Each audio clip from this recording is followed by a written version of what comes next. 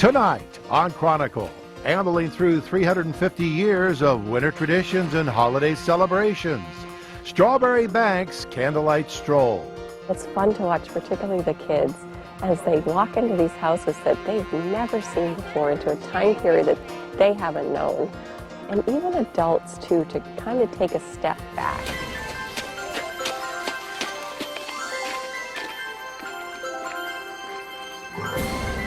Oh, Merry Christmas! Come in, please. So we're held together inside of a ring.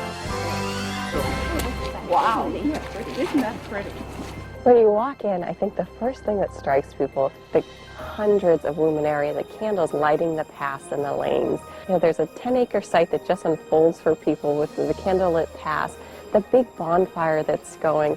You see the carriage rattle through with the horse pulling through, and you can hear him walking down the lanes. I think people, as soon as they kind of step past that visitor center, really are in a different place. This is actually the 30th anniversary of Candlelight Stroll, so it did start in 1979. Candlelight Stroll is a really magical holiday experience.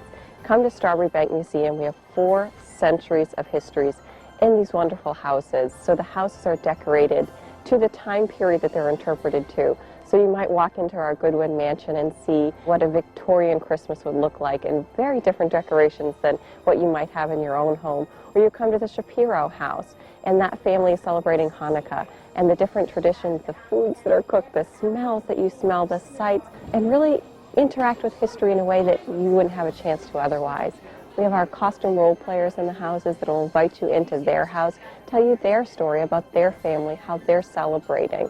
And there's a lot of musical performances, choral groups, wonderful music in our cider shed. And so it's really just a wonderful atmosphere to come and enjoy the holidays.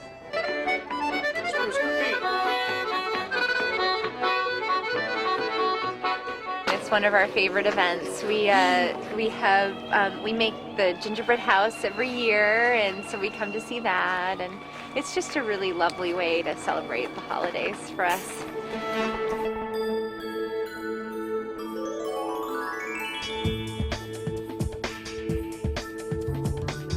It's fun to watch, particularly the kids, as they walk into these houses that they've never seen before, into a time period that they haven't known.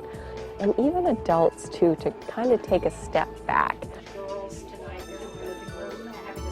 We have a few houses at Candlelight Stroll that I think really resonate with people. The Goodwin Mansion. This is the home built in 1811 that was the home of the Civil War-era governor, Ichabod Goodwin, and his wife, Sarah Parker Rice Goodwin. And it's a wonderful, fanciful Victorian home with lavish decorations. That's the way the house has looked since it was built. And painstaking research has gone into restoring it to what it would look like with the paint analysis and the wallpaper and the pictures and the furniture. So that house is beautiful. And then we have our World War II era Abbott store. It's the 1940s, and food would come in tin cans, or plates were 25 cents to purchase, and you would have a charge slip with your name on it, and you could buy penny candy. Here, you want to take pictures? What do you say, man? Merry Christmas. One of our houses, the Loud House, that was built in 1810, was actually the home of Cooper Peter Loud. And so there was, we know, a Cooper that lived in this neighborhood. And even today we have our own Cooper. His name is Ron Raceless, who is a wonderful master Cooper and will be out demonstrating to people how barrels are made. Okay. You know what holds barrels together? Not much. What are you holding in your hand? We have a tinsmith that will show people that craft as well. We have 18th century hearth cooking, and that really excites the aromas to see food cooked over the open hearth. I am a tinsmith. I'm set up here in the home of Captain John Wheelwright. He's lost at sea, so decided to take over his living room as my tin shop. So we're just taking a flat piece of tin and using a tool called a swedge, turning it into a 3-dimensional star. We go from something that's 1811 to 1940s. And so, those houses are just a great example of change over time. which is what Strawbery Banke is so much about, is showing that change in one waterfront neighborhood over time, and the stories that are reflected in these houses from the people that lived here. There's no better way for people to learn about history than to ask questions to people who are staying in character, whose roles are research-based, and as much information as possible has been gathered about the characters that they play. One of the very important ones we have here is Mrs. Shapiro. And you go into the Shapiro house, the time period will be 1919, and the family, the Shapiros, have immigrated from the Ukraine. And their story is the Russian Jewish immigration story. 8 days it's lighted.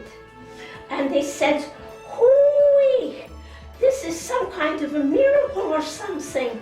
Maybe we should be having a holiday about it, and we could call it Hanukkah. I think so much history can be the don't look, don't touch, don't interact with it sort that really doesn't touch people, that they don't see themselves in. They find their own story here. The story of Strawbery Banke is the story of America as it's unfolded over 4 centuries. They come and they really get a sense of the history over time and the stories and see themselves in it. You walk down the same lanes and paths that people have traveled for hundreds of years. You come through Pitt Tavern, where George Washington has come through. You know, notable people in history, you're sitting in the same places that they have. You know, that's a way to create real connections to history. And there's no better way to inform the future than to learn about the past. And for me, that's what's so special about Strawbery Banke Museum.